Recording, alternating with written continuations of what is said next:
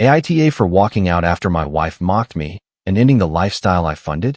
I'm Blake, 35, and by the time this happened, Courtney and I had been married long enough to own matching chipped coffee mugs, share calendar reminders for insurance payments, and have the same recurring argument about whose turn it was to buy paper towels. I used to think those little routines meant we were settled. Lately, they made me feel like the person keeping the machinery running while Courtney performed the fun version of herself for everyone else. Courtney was 34, and confidence had always come naturally to her. When we first got together, that was one of the things I loved most. She could walk into a room where she knew nobody and leave with 3 new friends.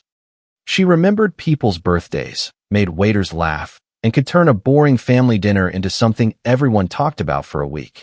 The part of her I fell in love with did not disappear overnight. It just started needing an audience. At first, the jokes about me were harmless enough. At a cookout, I said I was leaving before midnight because we had an early family breakfast the next morning. Courtney leaned toward Amber and said, "See, this is what it's like being married to an old man." Everyone laughed. I laughed too. Another time, I declined a 3rd round of drinks because I was driving. Courtney said, "Blake's favorite hobby is being responsible." That got another laugh. Then it became, "Blake doesn't know how to have fun."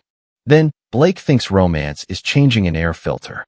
Then, "Blake is basically a human reminder notification." The jokes worked because they were built around things that were partly true.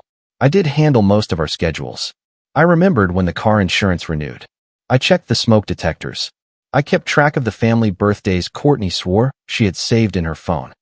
I was the one who noticed when the refrigerator started making a clicking sound and called someone before it died. I did not mind being dependable. I minded that Courtney treated dependability like a defect in public and a service in private. The first time I told her that, she was removing makeup in front of the bathroom mirror after a dinner with friends. "I don't like being the joke every time we go out," I said. She kept rubbing at one eye with a cotton pad. Every time. Enough times that people expect it. She looked at me through the mirror. "You're being sensitive. I'm telling you how it feels. And I'm telling you nobody means anything by it. It's not everybody else making the jokes." She sighed, dropped the cotton pad into the trash, and turned around. "This is why I can't joke with you.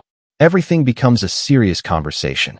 I remember standing there with my hand on the doorframe, trying to decide whether continuing would make things better or just keep us awake for another hour. I chose silence. That became my mistake more often than I want to admit. Courtney learned that if she made me uncomfortable and then accused me of ruining the mood, I would usually retreat. I called it keeping the peace. My sister Paige had a more accurate description. "You keep calling it keeping the peace," she told me one evening at my kitchen table, "but the peace only belongs to her." Paige was 31 and had never been impressed by the version of maturity that required one person to absorb all the damage. I had called her after Courtney canceled another date night.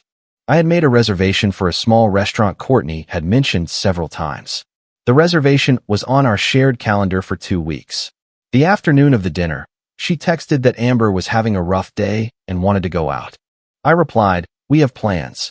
Courtney wrote, "We can do dinner anytime. Amber needs me tonight." I wanted to say I needed her too, but that sounded pathetic even inside my own head. So I canceled the reservation. The restaurant charged a cancellation fee because it was last minute. 3 days later, I overheard Courtney on speakerphone with Amber while she was getting dressed. "I swear," she said, "Blake never plans anything anymore. We're like 80 years old." I stood in the hallway holding a basket of laundry and waited for her to notice me. She did. Her face changed for half a second. Then she covered the phone and said, "What? You canceled the dinner I planned." She rolled her eyes. "I was speaking generally. You canceled it, and now you're telling people I never plan anything. Can you not make this weird while Amber's upset?" The conversation ended with me carrying the laundry away while Courtney returned to the call. That night, Paige listened to the whole story and shook her head. "You don't need to scream to have a spine," she said. "I'm not trying to scream. I know. I'm telling you there are options between screaming and pretending nothing happened." My friend Owen said almost the same thing, but in the language of a man who treated every personal crisis like a contract dispute. "Save everything that matters," he told me during a phone call. "Do not send angry messages. Do not threaten anybody. Make boring choices. Boring choices keep you safe." At the time, I thought both of them were overreacting. I still believed Courtney and I were in a bad stretch, not at the end of something. Our finances were not dramatic. We had a joint account for shared expenses, separate personal accounts, and an emergency fund we both agreed not to touch unless it was an actual emergency. The problem was that shared expenses had slowly expanded to include things that were mostly Courtney's. Her car insurance had extra coverage she wanted. Her gym and wellness membership came out of the joint account because she said she used it for her health. Our streaming bundle included several services I never opened. A monthly subscription box arrived with skin products and candles. When her personal credit card ran high, she would ask me to transfer money so she could catch up next month. She rarely caught up the next month. There were Venmo and Zelle records going back years. $70 here, $200 there, half of a car repair, a credit card minimum, a weekend hotel charge after she said her account was low. I did not keep score because I thought that was what marriage was. Sometimes one person carried more. I assumed the balance would shift eventually. Then I realized Courtney was keeping a score in public. It was just a fake one. She told friends she did everything around the house. She joked that I only contributed money, then joked that I was cheap. She complained that I never surprised her, even though she had returned a necklace I bought because it was not her style, and used the refund toward a weekend with Amber. None of those things alone would have ended our marriage. Together, they created a strange reality where I was responsible for making her life stable while she got social credit for surviving me. Colin made that worse. He was 36 and part of the wider group we saw at dinners, birthdays, and holiday parties. He was the kind of person who could say something disrespectful with a smile and then act confused if anyone challenged him. The first time he crossed a line, Courtney was telling a story about a concert she wanted to attend. I said, "We should check the date. I think that's the same weekend as your dad's birthday dinner." Colin leaned back and said, "Blake looks like he's about to ask for my references before I talk to his wife." A few people laughed. Courtney smiled at him for longer than I liked. "Relax. He gets dramatic." "I'm looking at the calendar," I said. Colin raised both hands. "See? Intense." Later, in the car, I told Courtney I did not appreciate him flirting with her and then using me as the punchline. "He was not flirting," she said. "He told you I needed to approve him talking to you. That was a joke. He keeps making the same kind of joke. You're jealous because he's outgoing." "I'm not jealous of Colin." "Then stop acting like it." That was Courtney's favorite method of ending a discussion. She would assign me an embarrassing motive, then make me defend myself against that instead of addressing what she had done. I began watching more closely. Colin always chose the seat near her. Courtney laughed at his comments before anyone else did. Amber encouraged it with little comments like, "Girl, you deserve someone who makes you feel alive." The first time Amber said that in front of me, I looked directly at Courtney. She gave me a warning look, the kind that said not to make a scene. I did not make one. That was another mistake. A few weeks before the dinner that finally broke everything, Courtney canceled a counseling appointment. I had suggested counseling after another argument about the jokes. She agreed, then dragged her feet until I scheduled it. The appointment sat on our shared calendar between a car insurance reminder and a family dinner. That morning, she texted me, "I canceled tonight." I called her. "Why?" "Because we don't need to pay someone to tell us we're fine. We are not fine. We're stressed." "That's not the same thing. I asked you to stop humiliating me in front of people. You told me I was insecure. We keep having the same argument. And now you want a stranger to declare you right. I want us to talk without you turning everything into a performance." There was a pause. Then she said, "I have to go." The cancellation fee appeared on the card that evening. 2 days later, Courtney told me about a couple's dinner Amber was organizing. She said it casually while scrolling through her phone at the kitchen counter. "Friday at 7. Amber made a reservation." "Who's going?" She named 2 couples, then Amber, then Colin. "Colin isn't part of a couple," I said. "He's meeting someone there, I think." "You think?" She looked up. "Can we not start?" I asked one question, and your face asked 5 more. I almost said I would not go. Then I thought about how many times I had stayed home while Courtney went out and later told people I was antisocial. I thought about Paige telling me silence was not the same as maturity. I thought about Owen telling me to observe before I reacted. "I'll go," I said. Courtney smiled immediately. "Good. Please try to have fun." Friday evening, she spent nearly an hour getting ready. She changed outfits twice, then stood in front of the mirror checking the angle of her dress while I waited by the bedroom door. "You look nice," I said. "Thanks." She did not look at me when she said it. On the way there, she posted a social media story from the passenger seat. It showed her dressed up with the caption, "Finally escaping the house." The edge of my shoulder was visible. She cropped almost all of me out. I noticed. I said nothing. The restaurant was loud enough that every table had to lean inward to hear one another. Amber waved us over. Colin was already there, sitting beside an empty chair across from Courtney's place. The person he was supposedly meeting never appeared. Courtney sat down. Colin told her she looked dangerous. She laughed. I took the seat beside her. For the first 20 minutes, things were normal. We ordered drinks and appetizers. Someone told a story about a bad contractor. Courtney looked at me and said, "Blake would have supervised the poor guy with a clipboard." I smiled without laughing. Then Amber started talking about relationships. One of the couples had recently gotten engaged after dating for less than a year, and Amber said some people just knew when they were with the right person. Courtney took a sip of wine. "Must be nice," she said. The table went quiet enough for me to hear silverware clinking behind us. I turned toward her. "What does that mean?" She gave me a bright, performative smile. "Don't make that face. This is why people think you're intense. People think that because you keep introducing me as the problem." Amber shifted in her seat. "Okay, nobody said problem." Courtney looked around the table like she was inviting them in on the joke. "Honestly," she said, raising her glass, "he's more like the maintenance guy I split a bed with." Amber laughed first. Too quickly. One of the other women covered her mouth, smiling like she was not sure whether she was allowed to. Colin leaned back in his chair with the satisfied expression of someone watching a door open. "Careful, Courtney," he said. "You still have options."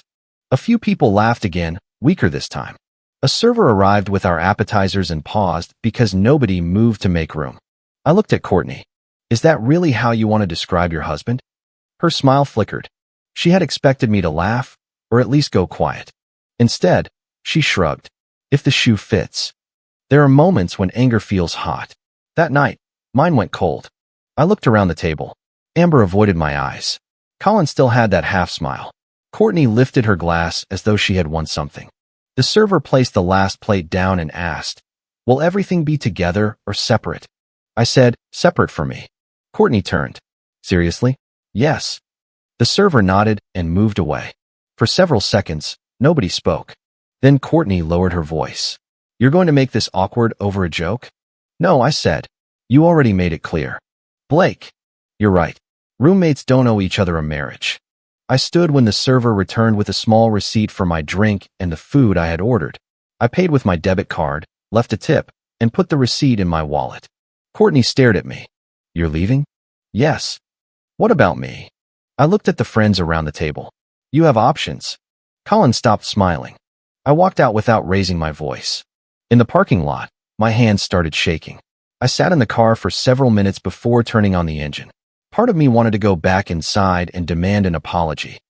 Another part wanted to send a message to everyone at the table explaining every canceled reservation, every payment, every insult.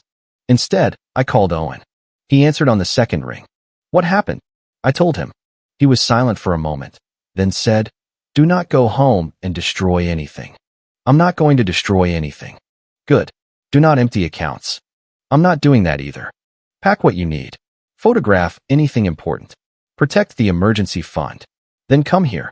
His spare room had an old dresser, a lamp with no shade, and sheets that smelled faintly like laundry detergent. It was not comfortable, but it was quiet. I went home first. Courtney was still at the restaurant. Her social media story from earlier was still active, with half of me cropped out like I was an unwanted object in the frame. The house looked ordinary. Unopened mail sat on the counter. Leftover takeout was in the refrigerator. One of our chipped mugs was in the sink. I packed a duffel bag with clothes, toiletries, medication, and my phone charger. I took my passport and a folder containing copies of important documents. I photographed the balances of the joint account and the emergency fund. I did not move the emergency money. Then I opened the banking app. I reviewed every automatic payment. I left the mortgage, utilities, basic car insurance, and other shared necessities alone. I removed my card from Courtney's subscription box, the streaming add-ons she used, and the wellness membership that only had her name on it. I stopped the automatic transfer that covered her personal credit card minimum. I did not cancel her access to food, transportation, or the home. I stopped paying for extras belonging to a woman who had just told a room full of people she was practically single. On a sheet of paper, I wrote, "Since I'm just the roommate, I'm only paying my fair share until we separate everything properly. Shared necessities will continue. Your personal expenses are yours. Anything about money goes in writing." I left the note on the counter beside the unopened mail. At Owen's place, my phone started buzzing before I had finished putting my toothbrush in the bathroom. "Courtney, are you seriously still mad? Courtney, everyone thinks you overreacted. Courtney, you embarrassed me." Then, 5 minutes later, "Courtney, did you pay the insurance thing or not?" I stared at the message. I replied, "I paid my portion of the shared policy. I am not covering your add-ons." The typing bubble appeared immediately. "Courtney, what does that even mean?" "Me, it means what I wrote." "Courtney, you don't get to change our finances because your feelings got hurt." "Me, I changed payments for expenses that belong only to you. Shared necessities are untouched." "Courtney, come home and talk like an adult." "Me, put anything about money in writing." She called 3 times. I did not answer. The next morning, I woke up to 11 missed calls and a series of messages that moved from anger to sarcasm to panic. The wellness membership had tried to renew. A streaming service had sent her an email. Her subscription box payment had failed. She also wanted to know whether I had transferred money for her credit card. I replied, "No." She sent back, "You always do." I typed several different responses and deleted them. Finally, I wrote, "That was something I did as your husband. You told everyone I was not functioning as one." She called again. This time I let it go to voicemail. Her voice began low and controlled. "Blake, this is ridiculous. You cannot just stop paying for my stuff because your feelings got hurt. We are married. Married people do not abandon each other over one stupid comment. Call me back before you make this worse." By the end, she was almost shouting. I saved the voicemail. The timestamp was visible. Owen listened once and pointed at my phone. "Keep that." I was planning to. "Good. Now do not answer angry." "I know." "Say it." "Make boring choices." "Exactly." I wanted Courtney to feel the loss. I am not going to pretend otherwise. There was satisfaction in watching expenses she had treated as automatic suddenly become real. There was satisfaction in knowing she had to open the insurance notice herself instead of forwarding it to me with, "Can you handle this?" But I also knew the difference between satisfaction and recklessness. I did not touch joint necessities. I did not block her from accounts she legally shared. I did not post online. I did not contact Colin. I did not send her friends a speech. I began documenting. I downloaded bank statements and marked the repeated transfers I had made to cover Courtney's shortfalls. I saved Venmo and Zelle records. I took screenshots of texts where she asked me to pay her card minimum, fix her car appointment, confirm family plans, or cover a membership. I exported the shared calendar. It showed date nights I had scheduled, the counseling appointment she canceled, family dinners I had coordinated, insurance reminders, and bills I had handled. The record was not dramatic. That was what made it useful. It showed a marriage where one person kept asking for support while publicly claiming he contributed nothing. By Sunday, individual messages from friends started arriving. One man from dinner wrote, "Whatever happened, leaving her drowning financially is not okay." I replied, "Ask her what I stopped paying before you decide what I abandoned." He did not answer. Another friend wrote, "Courtney says you disappeared and canceled everything." I replied, "Shared necessities are still paid. Her personal subscriptions are not." She wrote back, "That is not what I heard." I said, "I know." Amber texted late that afternoon. At first, her message sounded defensive. "Amber, I know dinner got out of hand, but you are making this bigger than it was." Me, "What exactly did Courtney tell you I did?" Amber, "She said you left and cut her off." Me, "I stopped paying her individual extras. I am still paying my portion of shared necessities." There was a long pause. Then Amber wrote, "Amber, I thought you both knew where things stood." Me, "Where what stood?" Amber, "With the separation." I sat up in Owen's spare bed. Me, "What separation?" The typing bubble appeared, vanished, then appeared again. Amber, "Courtney said you two were basically separated." Me, "She never said that to me." Amber, She told us you were only staying in the house while you figured out money. Me, that is not true. Another pause. Then the message that changed everything arrived. Amber, I thought you two had an arrangement, and she told you Colin was part of her moving on. I read it twice. Then a third time. I called Amber. She declined the call. A minute later, she wrote, I can't talk right now. I replied, did Courtney tell Colin I knew? Amber, she said you knew what this was. Me, I did not. Amber did not answer again that night. I sat on the edge of the bed holding my phone while Owen stood in the doorway. What? He asked. I handed him the phone. He read the exchange and gave it back. Well, he said, now you know this was not one joke. I thought back through months of conversations. Courtney telling people I never planned dates after canceling the ones I made. Courtney saying I was emotionally absent while asking me to handle every practical problem. Courtney laughing when Colin flirted, then accusing me of jealousy if I objected. Amber saying Courtney deserved someone who made her feel alive. Colin joking that I was controlling. Courtney cropping me out of the dinner photo. She had not ended our marriage. She had edited me out whenever it was convenient. To me, we were struggling and needed counseling. To her friends, we were basically separated. To Colin, I was apparently a husband who had already accepted being replaced. To our bank accounts, I was still fully married. I barely slept. The next morning, Courtney sent a message asking when I was coming home. I replied, did you tell people we were separated? She did not answer for an hour. Then she wrote, we basically have been. Me, not according to anything you ever said to me. Courtney, you knew we were unhappy. Me, being unhappy is not the same as agreeing to a separation. Courtney, I was trying to explain the situation without making you look bad.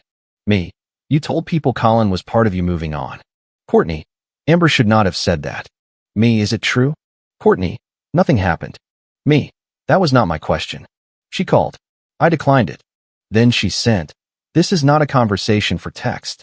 I replied, from now on, anything about money or the status of our marriage goes in writing. That afternoon, I scheduled a consultation with a family lawyer. I did not walk in asking how to punish Courtney. I asked how to separate expenses without violating shared obligations, how to protect the emergency fund, and what communication I should preserve. The lawyer reviewed the basic structure of our accounts and told me not to drain anything, hide assets, or stop paying obligations attached to both of us. I had not done any of that. I printed statements for the consultation, not for public display. I made a clean list with 4 headings: shared necessities, individual extras, pending debts, and future payment rules. I sent the list to Courtney by email. The message was simple. Shared housing costs, utilities, and other joint obligations will continue to be divided fairly. Expenses in your name and used only by you are your responsibility. I will not make additional personal transfers. Please respond in writing with any disputed item. She replied within 6 minutes. This is so cold. I wrote back, it is clear. She responded, you are punishing me with money. I wrote, no. I am refusing to finance a role you told other people I no longer have. She did not respond to the expense list. Instead, she called my mother. My mother called me and said Courtney was crying and claiming I had abandoned her. I asked, did she tell you she announced to her friends that we were separated? Silence. No, my mother said. Did she tell you she had been presenting Colin as part of moving on? Another silence. No. Then you do not have the whole story. My mother exhaled. I'm not taking sides. She called you to get you on one. That is fair, my mother said quietly. After that, she stayed out of it. Paige did not. When I showed her Amber's messages, her jaw tightened. She made you the last person to know your own marriage was over. I don't know if she thought it was over. She thought it was over whenever Colin was around and active whenever a bill was due. That sounds harsh. It sounds accurate. Courtney tried different approaches over the next week. First, she was furious. Then she was wounded. Then she became practical and asked whether I could still handle her car appointment because, you know what they said last time. I replied, you have the service number. She asked if I could transfer enough to cover her credit card minimum, just this once. I replied, no. She said the streaming package was cheaper when bundled. I replied, you can choose the services you want and pay for them. She sent a photo of unopened mail on the counter and wrote, some of this is yours. I replied, put mine aside. I will collect it Saturday. Each time, I kept the response short. The less I argued, the more obvious her expectations became. She did not ask how I felt. She asked when I was resuming service. Amber eventually called me. Her voice sounded smaller than usual. I did not know, she said. You believed her. She was my friend.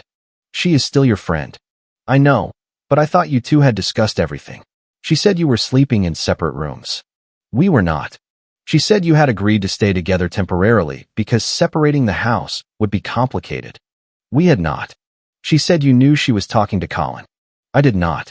Amber was quiet. Then she said, I feel awful. I did not rush to make her feel better. You laughed at the table. I know. You told her she deserved better while I was sitting there. I thought you were both pretending for appearances. Did it ever occur to you to ask me? No, she said. It should have. That answer was at least honest. Before we ended the call, Amber told me Courtney was telling people I was financially abusive. What does she say I cut off? I asked. The gym membership. Her subscriptions. Her credit card transfer. Some insurance upgrade. So the things that belong to her. I'm not defending it, Amber said quickly. I'm telling you what she's saying. Then tell her shared necessities are still covered. I did. That surprised me. What did she say? She said that wasn't the point. Of course it was not. The point was that Courtney believed marriage meant she could reject the obligations and keep the benefits. A few days later, she asked for a sit-down. Her message said, we need to resolve this with the people you dragged into it. I had not dragged anyone into anything, but I knew what she wanted. She wanted the social version of our marriage repaired. She wanted an audience to pressure me into apologizing. Then she could say the issue had been handled. I replied, who will be there? She named Amber, Colin, and 2 friends from dinner. I said, I will come for 1 hour. I will not discuss detailed finances. I will address the claims you made about our marriage. Owen told me not to go alone. Paige wanted to come, but I knew Courtney would use her presence as proof that I was staging an attack. Owen came with me and waited outside. He said if I needed him, I should text 1 word. Boring, I asked. Use leave, he said. But boring would make me laugh. The meeting was at our house. When I walked in, the living room looked too normal for what was about to happen. The throw blanket Courtney always folded badly was hanging off the couch.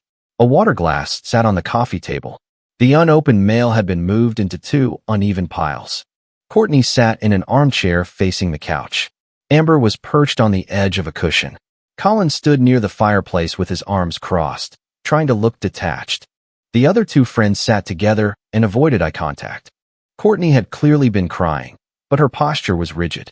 You brought backup? She asked when she saw Owen's car outside. He is waiting. For what? For me. She gave a short laugh. That is dramatic. I sat in the chair across from her and placed my phone on the coffee table. You asked me here. Courtney looked at the others before speaking. You embarrassed me at dinner, walked out, left me alone, canceled payments without warning, and then made everyone think I'm some kind of monster. You called me a maintenance guy you split a bed with. It was one stupid joke. No, it was the caption under a picture you had been painting for months. Amber shifted. Colin spoke before Courtney could answer. Look, man, whatever happened between you two, using money to make a point is not how an adult handles it. I looked at him. You did not object when everyone was laughing. His jaw tightened. I did not know this was going to become a whole thing. You told my wife she had options. It was a joke. You were comfortable being in the middle when it was entertaining. I did not sign up to be blamed for your marriage. You accepted the attention. You just did not want the responsibility attached to it. Courtney leaned forward. Stop attacking him. This is about us. You told him we were separated. Her mouth closed. One of the friends looked at Colin. Amber said quietly, Courtney. Courtney's eyes stayed on me. I told people we were having problems. You told Amber we were basically separated. That is how it felt. You told Colin I knew what this was. She looked toward him for half a second. Colin uncrossed his arms. You said he knew. Courtney's face changed. It was the first time I saw panic push past performance. I said he knew we were unhappy. No, Colin said. You said he knew you were moving on. The room went still. Courtney looked at Amber. Why is everyone acting like I cheated? Nothing happened. I said, this is not only about whether you slept with him. Then what do you want from me? The truth. I have told you the truth. I picked up my phone. I am going to show 5 things. Not our entire marriage. Not private messages that do not matter. 5 things. Courtney's expression hardened. You made a presentation? No. I opened the first screenshot. It was a message Courtney had sent Amber weeks earlier. Amber had forwarded it to me after our call. Courtney had written, Blake and I are basically separated. We're just handling the practical stuff before we make it official. I read it aloud. Courtney turned to Amber. You sent him my private messages? Amber said, You made his marriage public. I opened the second screenshot. It was Courtney's message to Colin. Blake knows what this is. He's staying because it's easier financially right now. Colin looked down. Courtney said, You are taking that out of context. What context makes it true? She did not answer. The third screenshot showed a message Courtney sent me the same week. Can you transfer $250 for my card and confirm the insurance renewal?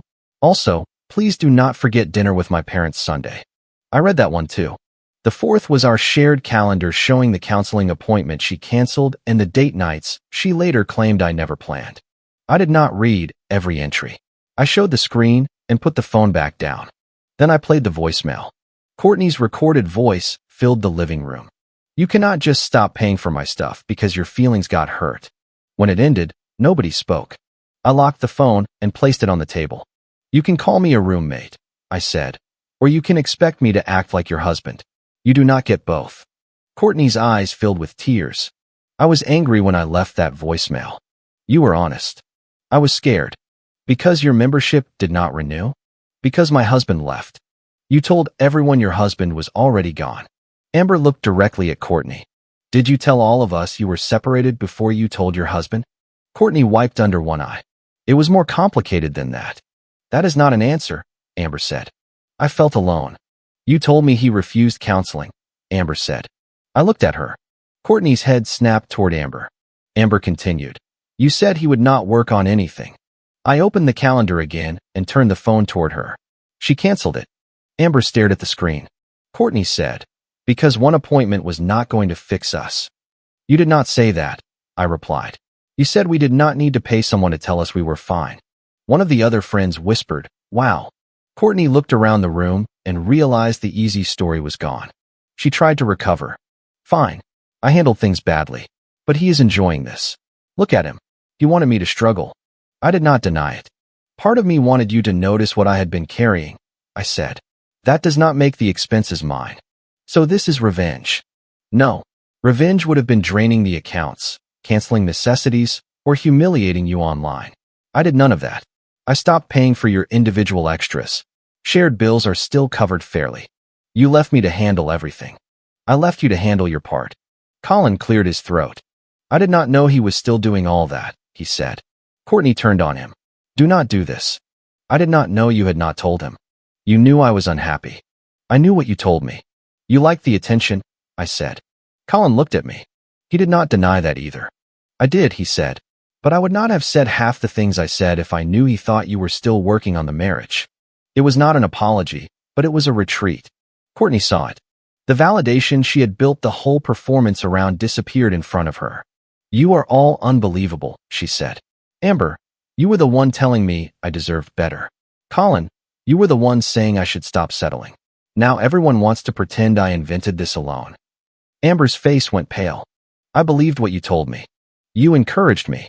I encouraged the version where Blake knew. There should not have been a version, I said, until you spoke to me. Courtney stared at me. For a moment, she looked less angry than tired. I did not know how to tell you I was unhappy. You told everyone else. You shut down. I shut down because every time I spoke, you told me I was insecure or intense. You made everything heavy. You made everything a joke. Her mouth trembled. I felt something then that I had not expected. Grief. Not the kind that made me want to take her back. The kind that came from recognizing how far we had traveled from the people we used to be. I remembered Courtney laughing with me in our first apartment because we owned one pan and burned dinner in it. I remembered her driving across town at midnight when Paige's car broke down. I remembered the way she used to reach for my hand in crowded rooms. That person was still somewhere inside her. But so was the woman who had built a false separation behind my back and left me paying for the marriage she publicly denied. I stood. Here is what happens now, I said. Anything about money stays in writing. I will continue paying my fair share of joint obligations. Your individual expenses are yours. We do not discuss reconciliation in front of friends. Counseling only happens if you acknowledge that we were not separated by agreement and that you misled people about Colin. If you cannot do that, the legal separation continues. Courtney stared up at me. You already decided. I decided I am not going back to the old arrangement. You abandoned a marriage. No. I stopped funding the version where I was useful only when I was quiet. Nobody stopped me when I left. Owen looked at my face as I got into his car. How bad? Boring, I said. He nodded. Good. The consequences were not cinematic. Courtney did not lose everything overnight. Colin did not make a grand speech and vanish forever. Amber did not immediately become my best friend. Our other friends did not line up to apologize. What happened was smaller and more real. Courtney had to review her own bills. She discovered the upgraded insurance coverage did not just renew. The wellness membership charged more than she remembered. Her credit card minimum was due whether she felt overwhelmed or not. The subscription box sent 2 failed payment emails before she canceled it. She chose which streaming services she actually wanted. Amber stopped automatically defending her. Colin became difficult to reach. 2 friends from the dinner never apologized, but they also stopped sending me messages about abandoning Courtney. One eventually wrote, I did not know the full situation. I replied, you could have asked. He said, fair. Courtney responded to the written expense split 4 days after the meeting. She disputed one utility percentage, agreed to the rest, and asked whether we could schedule counseling. I replied, only if you are prepared to be honest about what you told people. She wrote, I do not want every session to be a trial. I said, then do not treat accountability like a sentence. We attended 1 session. Courtney cried. I did too, though I had not planned to. She admitted she liked the attention from Colin. She said she felt invisible in our marriage and started telling people we were separated because it made her feel less guilty about enjoying it. I asked, why did you not tell me you felt invisible? She said, because I thought you would explain why I was wrong. That hurt because there was probably some truth in it. I had become so focused on solving practical problems that I sometimes responded to feelings with logistics. When she said she was overwhelmed, I opened the calendar.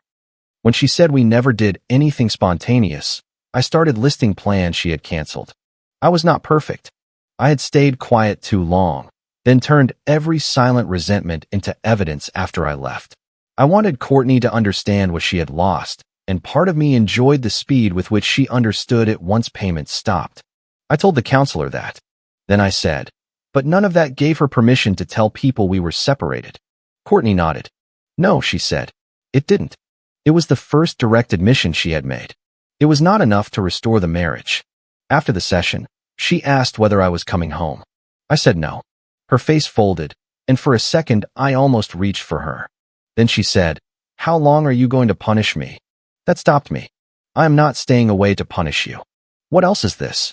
A consequence. She crossed her arms. Same thing. No. A punishment is something I do to control you.